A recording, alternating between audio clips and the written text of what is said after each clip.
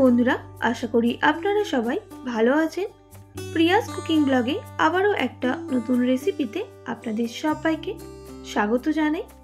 আজকে আমি আপনাদের সঙ্গে সম্পূর্ণ নিরামিষ একটি দুর্দান্ত স্বাদের বরবটির রেসিপি শেয়ার করব। এই রেসিপিটা ভাত বা রুটির সাথে অসাধারণ লাগে। আশা করি আজকের রেসিপিটা আপনাদের ভালো লাগবে।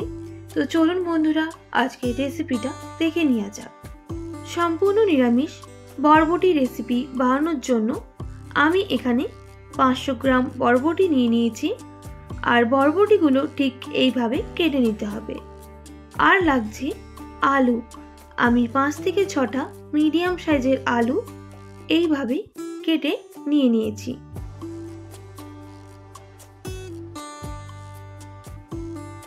আর লাগছে মুগ ডাল। মুগ ডালটা আমি আধ ঘন্টা মতো ভিজিয়ে রেখেছিলাম, তাই ফুলে ডাবল হয়ে গেছে।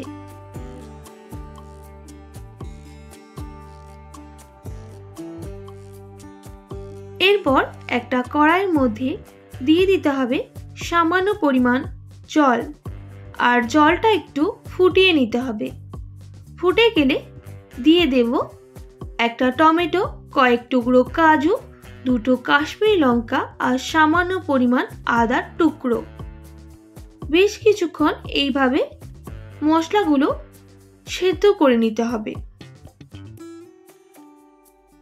তো সেদ্ধ হয়ে গেছে, আমি তুলে নিচ্ছি। আর টমেটোটার খোসাও কিন্তু ছাড়ানো হয়ে গেছে। আমি এবার গ্যাসের ফ্লেমটা অফ করে সবগুলো নামিয়ে নেব। এরপর ওগুলো ঠান্ডা করতে দেব। আর এইদিকে কড়ার মধ্যে দিয়ে দেব সামান্য পরিমাণ সরষের তেল। আর তেলটা গরম হয়ে গেলে দিয়ে দিতে হবে কেটে রাখা বরবটি।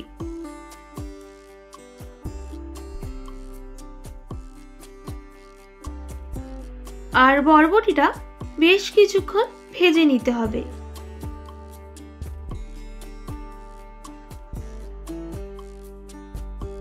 এরপর এখানে বরবটির মধ্যে সামান্য পরিমাণ নুন দিয়ে দিতে হবে। আবারও নাড়াচাড়া করে নিচ্ছি।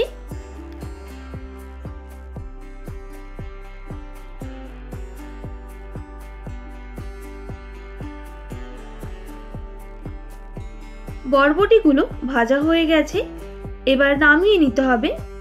আমি কাঁচা গন্ধটা চলে যাওয়া অবধি বরবটিটা ভেজে নিয়েছি। বেশি ভাজলে কিন্তু খেতে একদমই ভালো লাগবে না। আবারও ওই কড়ার মধ্যে দিয়ে দিলাম সামান্য পরিমাণ সরষের তেল। আর তেলটা গরম হয়ে গেলে দিয়ে দেব গোটা জিরে সামান্য পরিমাণ হিং, আর দিয়ে দেব 2টো তেজপাতা আর একটা এলাচ আর সামান্য পরিমাণ দারুচিনি। এবার গরম মশলাগুলো ভালো করে ভেজে নিতে হবে।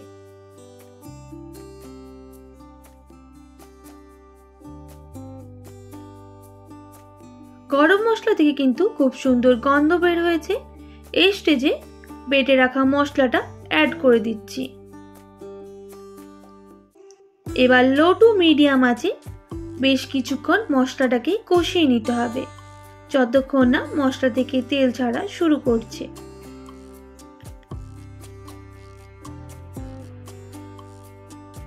এইরকম ভাবে মশলাটা কষানো হয়ে গেলে তো এই স্টেজে গুঁড়ো মশলা অ্যাড করব।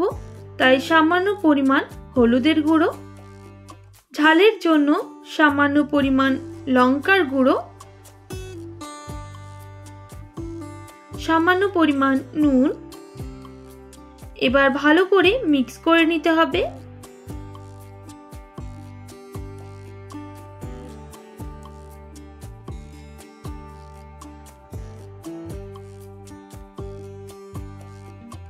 এইভাবে আরো বেশ কিছুক্ষণ মশলাটা কষিয়ে নিতে হবে।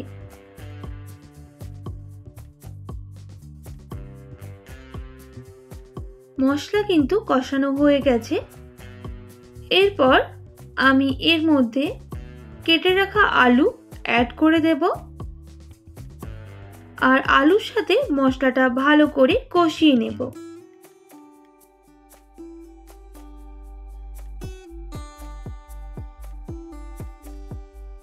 কষানো হয়ে গেলে এখানে এবার অ্যাড করে দিতে হবে মুগ ডাল, আর ডালটাও এর সাথে ভেজে নিতে হবে। তবে এই সময় গ্যাসের ফ্লেমটা একদম লোতে রাখবেন, না হলে কিন্তু এগুলো পুড়ে যেতে পারে।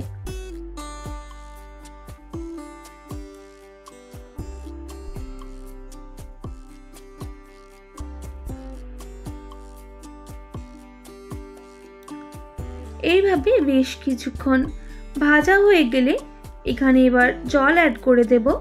আমি এই রকম বাটির 2 বাটি জল অ্যাড করব আর ভালো করে মিক্স করে নেব।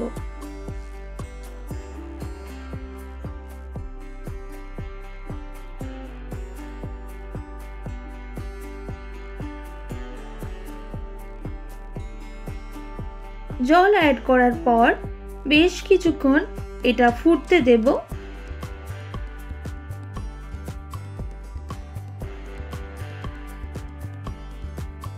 এইরকম ভাবে ফুটে গেলে বেশ কিছুক্ষণ এইভাবেই কিন্তু নাড়াচাড়া করে নিতে হবে। আর এই স্টেজে ভেজে রাখা বরবটি অ্যাড করে দিচ্ছি।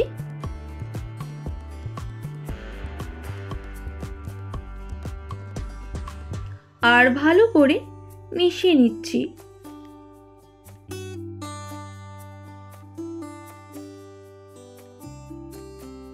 এরপর এখানে ঢাকনা দিয়ে ঢেকে দেব 2 থেকে 3 মিনিটের জন্য।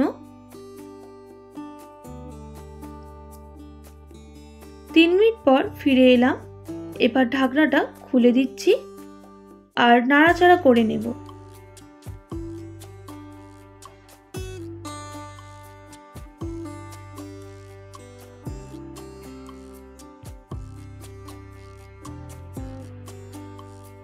আর ঢাকনা দেওয়ার কোনো প্রয়োজন নেই, এইভাবেই কিন্তু বেশ কিছুক্ষণ ফুটিয়ে নিতে হবে।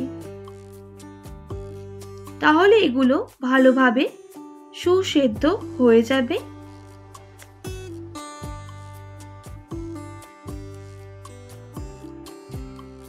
এখানে এবার সামান্য পরিমাণ গরম মশলা অ্যাড করে দিতে হবে আর দিয়ে দেব স্বাদের জন্য সামান্য পরিমাণ চিনি। চিনিটা একদমই অপশনাল, আপনারা দিতেও পারেন আবার নাও দিতে পারেন, তবে চিনি দিলে যে কোনো তরকারির টেস্টটা ডাবল হয়ে যায়। এবার ভালো করে মিক্স করে নিতে হবে।